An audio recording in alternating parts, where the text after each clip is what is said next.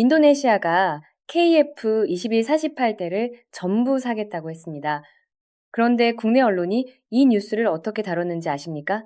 인도네시아 KF-21 구매 검토라는 식으로 흘렸어요. 체계 개발 완료가 협상 테이블에서 무슨 의미인지 48대 전량 구매가 한국 방산 수출 역사에서 어떤 위치를 차지하는지 KAI 매출 목표 10.44조 원이 허풍인지 아닌지 그건 없었습니다. 숫자만 보도하고 구조를 안 읽었어요. 오늘은 세 층위로 짚겠습니다. 표면 KAI가 공식 확인해준 계약 내용이 뭔지, 배후 인도네시아가 왜 지금 이 결정을 내렸는지 그 구조 필리핀, 말레이시아까지 뛰어든 지금 동남아 방산 시장이 어디로 가고 있는지, 그리고 한국이 그 안에서 어떤 포지션을 잡아가고 있는지. 이 세 가지를 다 보고 나면 이게 단순한 수출 계약 뉴스가 아니라는 게 보일 겁니다. 먼저 표면입니다. KF-21 체계 개발이 완료됐습니다. 이 말이 왜 중요한지 방산 쪽 개념부터 짚어야 해요.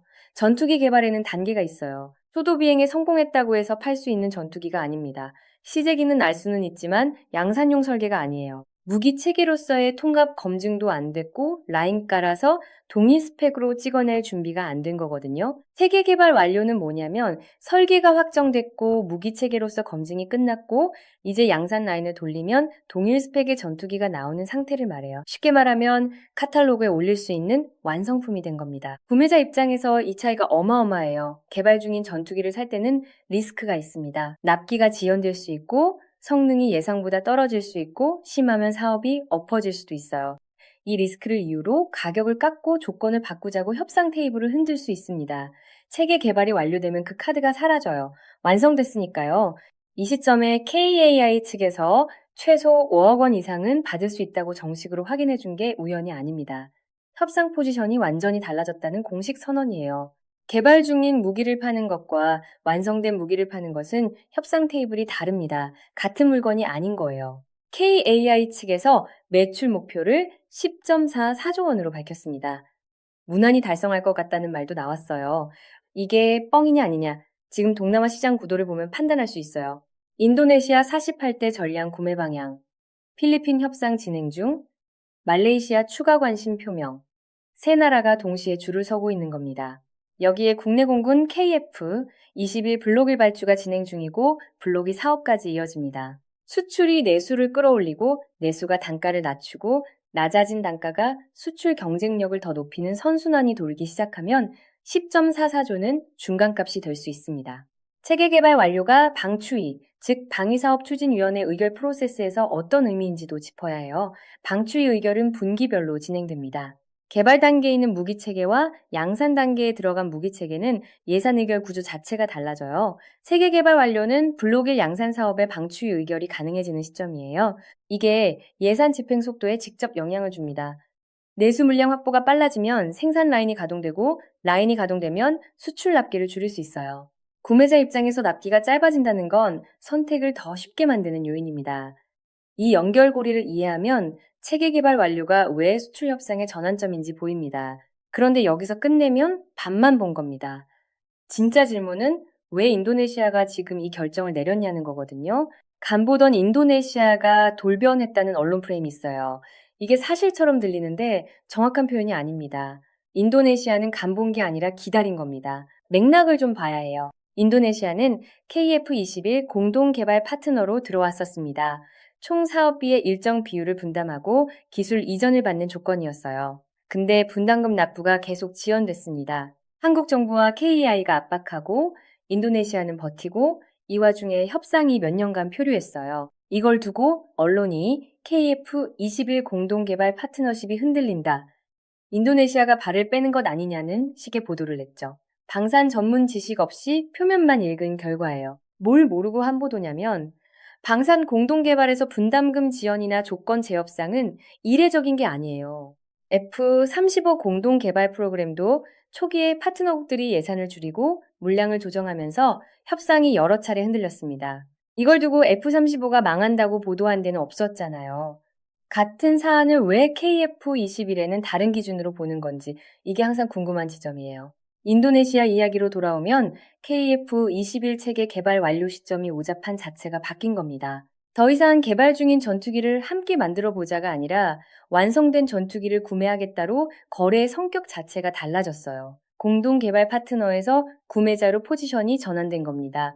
인도네시아가 돌변한 게 아니에요. KF-21이 완성된 겁니다. 완성품이 나오자 구매 결정을 내린 거예요. 이건 방산 조달에서 아주 일반적인 패턴입니다. 개발 단계에서 눈치 보다가 체계 완료되면 계약하는 거. 이 패턴을 이해하면 돌변이라는 말이 얼마나 피상적인지 보입니다. 여기서 한 가지, 업계 사람들은 다 아는데 뉴스에 잘 안 나오는 구조가 있어요. 공동개발에서 순수 구매로 전환되면 기술 이전 협상 구조가 달라집니다. 공동개발 파트너일 때는 계약서에 명시된 기술 이전 범위가 있어요. 근데 순수 구매자로 전환하면 기술 이전은 별도 협상이에요. 이게 KAI 입장에서는 오히려 유리한 부분이 생기기도 합니다. 공동개발 계약에서 약속했던 기술 이전 범위보다 협상 여지가 생기거든요. 어디까지 줄 거냐를 새로 테이블에 올릴 수 있다는 의미예요. 이 구조를 알면 인도네시아의 48대 전량 구매 결정이 단순히 구매자가 늘었다는 뉴스가 아니라는 게 보입니다. 48대 계약, 현지 생산 추진 5억 원 이상. 결국 이번에 큰 거 먹었다. 여기서 끝낼 수 있을 것 같죠? 사실 진짜 문제는 지금부터입니다. 현지 생산 조건을 어떻게 설계하느냐. 이게 레드라인 협상이에요. 전투기를 수출할 때 현지 생산을 허용하는 건 이제 거의 표준 조건이 됐습니다. 안 해주면 계약이 안 돼요. 문제는 어디까지 해주느냐는 거예요. 기체 구조물 조립만 현지에서 하는 건지 아니면 핵심 전자체계나 레이더 모듈까지 이전하는 건지 이 차이가 20년, 30년 후에 한국과 인도네시아의 방산기술 격차를 결정합니다. F-35를 보면 미국이 이 게임을 어떻게 하는지 명확히 보여줘요. F-35는 동맹국에 팔 때 현지 생산 참여를 허용합니다. 이탈리아, 네덜란드, 일본 다 F-35 부품을 현지에서 만들어요. 근데 핵심 소프트웨어, 스텔스 코팅 기술, 핵심 미션 시스템 이건 절대 이전 안 합니다. 부품 만드는 건 참여시키는 척하면서 핵심 기술은 로키드 마틴이 끝까지 쥐고 있는 구조예요.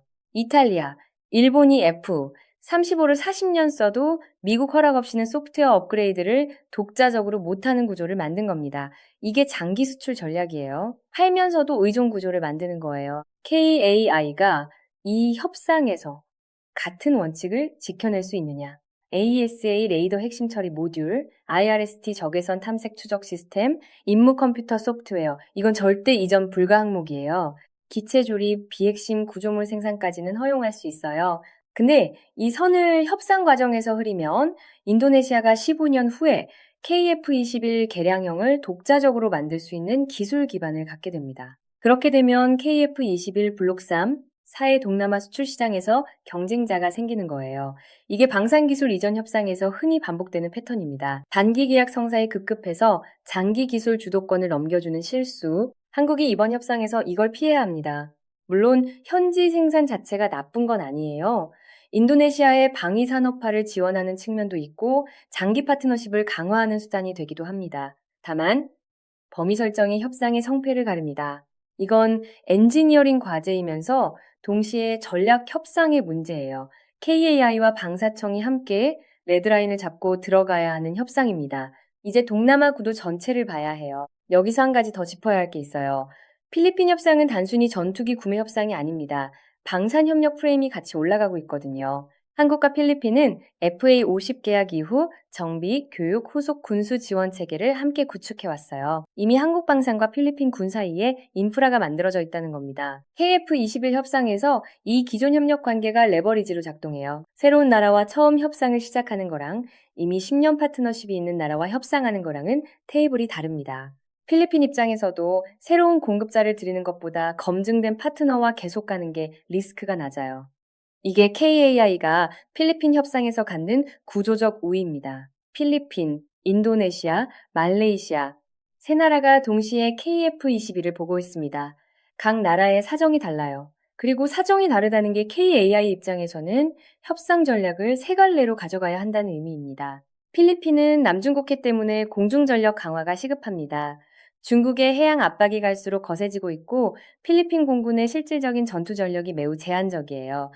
FA50 추가 도입 얘기가 나오고 있지만 이미 KF-21로 눈이 간 시점이 됐습니다. 필리핀 정부 입장에서 KF-21은 가격대 성능비가 라팔보다 현실적이고 그리펜보다 성능이 높을 가능성이 있는 옵션이에요. 미국 동맹을 고려하면 미국산이 우선순위겠지만 F-16V 도입 비용이 필리핀 국방 예산에서 감당하기 쉽지 않습니다. 이 공간에 KF-21이 들어가는 거예요. 말레이시아는 좀 다릅니다. 원래는 경공격기 라인을 보충하는 방향이었는데 KF-21을 보기 시작했다는 건 요구 성능 자체를 올렸다는 겁니다. 동남아 공군 전력 경쟁이 한 레벨 올라가고 있는 거예요. 인도네시아가 KF-21을 사면 말레이시아 입장에서는 이웃나라 공군력이 레벨업 되는 거니까 가만히 있기 어렵습니다. 이게 동남아 방산 시장의 전형적인 연쇄 구조예요. 한 나라가 상위 전력을 도입하면 인접국이 따라가는 패턴. 이 연세가 지금 돌아가고 있고 KF-21이 그 중심에 있습니다. 업계에서 필리핀과 인도네시아 중 누가 먼저 계약서를 쓰냐를 주목하고 있어요. 순서가 왜 중요하냐면 첫 번째 계약 조건이 두 번째, 세 번째 협상의 기준점이 되기 때문입니다. 협상 순서 자체가 전략이에요. 이 부분에서 KI와 정부가 얼마나 정교하게 움직이느냐가 향후 수출 전체 실적을 좌우할 겁니다. 이 구도에서 경쟁자들이 누구냐? 라팔, 그리펜 NG, F-16V. 라팔은 성능은 확실한데 가격이 부담이에요. 동남아 국가들 국방 예산으로 감당하기 쉽지 않은 수준입니다. 그리펜은 가성비 마케팅이 잘 돼 있지만 동남아 국가들이 원하는 상위 성능 요구에서 한계가 있어요. F-16V는 미국 정치 변수가 있습니다. 어느 나라에 팔 수 있고 없고 제한이 많아요. KF-21이 노리는 공간이 여기 있습니다. 4.5세대 이상 성능, 라팔 이하 가격, 미국 정치 제약 없음. 이 포지셔닝이 동남아 시장에서 현실적으로 작동하고 있다는 걸 지금 세 나라의 동시 관심이 보여주고 있어요. 이게 왜 역사적인 순간인지 한 번 더 짚겠습니다. 한국은 1969년 F4 팬텀 도입부터 시작했습니다. 그때부터 한국은 전투기를 사왔어요. F5, F16, F15K, F35A, 사고 또 사고, 라이선스로 만들고 이 구조가 50년 넘게 유지됐습니다. 그 과정에서 부품 하나 바꾸려면 미국 허락받아야 하고 소프트웨어 업그레이드도 독자적으로 못하고 이게 수십 년간 반복됐어요. 방산 종속이라고 합니다. 기술이 없으면 돈 내야 하고 돈 내면서도 주도권이 없는 구조예요. 지금 KF-21로 그 구조가 바뀌고 있는 겁니다. 전투기를 사는 나라는 세계에 100개가 넘어요. 전투기를 만들어서 파는 나라는 미국, 러시아, 프랑스, 스웨덴, 그리고 지금 한국이 그 목록에 들어가고 있습니다. 이 전환을 국방자주화라는 개념으로 읽어야 해요. 국방자주화는 단순히 우리 무기를 만들자는 구호가 아닙니다. 무기를 설계하고, 만들고, 운영하고, 개량하고, 수출까지 할 수 있는 완전한 방산 생태계를 갖추자는 전략이에요. 지금 KF-21 수출 협상이 진행되고 있다는 게 그 생태계가 실제로 작동하기 시작했다는 신호입니다. K9 자주포가 수출됐을 때도 비슷한 말을 했어요. K 전차가 폴란드에 갔을 때도요. 근데 전투기는 다릅니다. 전투기는 방산 수출 품목 중에서 가장 복잡한 시스템이에요. 엔진부터 레이더, 무장, 전자전 체계, 소프트웨어까지 전부 통합해야 하는 플랫폼입니다. 이걸 독자 개발해서 수출 단계까지 간 나라가 손에 꼽는다는 게 한국이 지금 어디에 서 있는지를 말해줍니다. 이 전환이 일어나고 있는데 언론이 방산 수출 계약이라는 카테고리에 집어넣고 경제면 구석에 처리하는 겁니다. 뉴스에서 KF-21 수출이라고 하면 항상 마침내 또는 드디어라는 단어가 붙어요. 이게 국내 언론의 한계예요. 마침내가 아닙니다. 이건 체계 개발 완료라는 기술적 이정표가 시장에 반영된 당연한 결과예요. 이 차이를 이해하는 보도가 없었습니다. 무기가 좋은 게 중요한 게 아니에요. 무기를 만들 수 있는 나라가 되는 게 진짜 힘입니다. 그리고 만든 무기를 팔 수 있는 나라가 되는 게 그 다음 레벨이에요. 한국이 지금 그 레벨로 올라서고 있습니다. 엔진 얘기가 나온 김에 좀 더 들여다볼게요. KF-21은 현재 G에 F414 엔진을 탑재합니다. 이 엔진이 나쁜 게 아니에요. FA18 슈퍼호넷에도 들어가는 검증된 엔진입니다. 문제는 수출 규모가 커졌을 때 생기는 구조예요. ITAR, 미국 국제무기 거래 규정이라는 게 있어요. 미국산 핵심 부품이 들어간 무기를 제3국에 수출할 때 미국 정부의 사전 승인이 필요합니다. 지금 당장은 문제가 없어요. 한국이 인도네시아나 필리핀에 KF-21을 팔 때 미국이 반대할 이유가 없거든요. 하지만 수출 대상국이 늘어나고 특히 미국이 민감하게 보는 국가가 관심을 보이기 시작하면 이야기가 달라질 수 있어요. KF21 블록 3에서 예정된 국산 엔진 개발이 단순한 기술 목표가 아니라 전략적 자율성이 문제인 이유가 여기 있습니다. 엔진이 자립되면 수출 대상국에 대한 미국의 거부권을 차단할 수 있어요. 이게 10년 뒤 KF21 수출 포트폴리오를 얼마나 넓게 가져갈 수 있느냐를 결정하는 변수입니다. 그리고 이번 계약 구도에서 한 가지 더 주목해야 할 점이 있어요. K9 자주포, K 전차, 천무다연장 로켓, 그리고 이제 KF21까지 한국 방산 수출이 포트폴리오로 묶이기 시작했다는 겁니다. 필리핀에 FA50을 팔 때 K9도 같이 들어갔어요. 인도네시아에 KF21이 들어가면 지상 전력 패키지가 뒤따를 가능성이 있습니다. 이게 방산 수출의 패키징 전략이에요. 전투기 계약이 첫 번째 고리가 되면 그 다음 계약들이 자연스럽게 따라오는 구조가 만들어집니다. KAI 매출 목표 10.44조 원이 KF21만의 숫자가 아닐 수 있는 이유가 여기 있어요. 전체 한국 방산 수출 생태계가 이 계약을 계기로 동남아 시장에서 더 깊게 뿌리를 내리는 그림이거든요. 수출 성공이 또 하나 만들어내는 게 있어요. 한국 방산 엔지니어 생태계가 커지는 겁니다.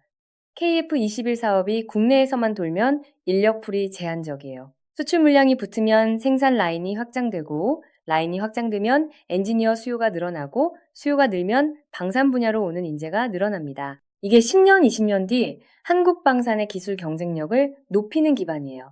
K9, K 수출이 한화에어로스페이스와 현대로템의 기술 인력 투자로 이어진 것처럼요. KF21 수출 성공은 KAI 한 회사의 문제가 아니에요. 한국 방산 생태계 전체의 레벨업 문제입니다. 처음에 물었습니다. 왜 이 뉴스가 조용했냐고? 지금 보이시죠? 조용한 게 아니에요. 언론이 이 뉴스의 무게를 읽지 못한 겁니다. 방산 수출 기사는 숫자를 보도하는데 구조를 읽는 기사가 드물어요.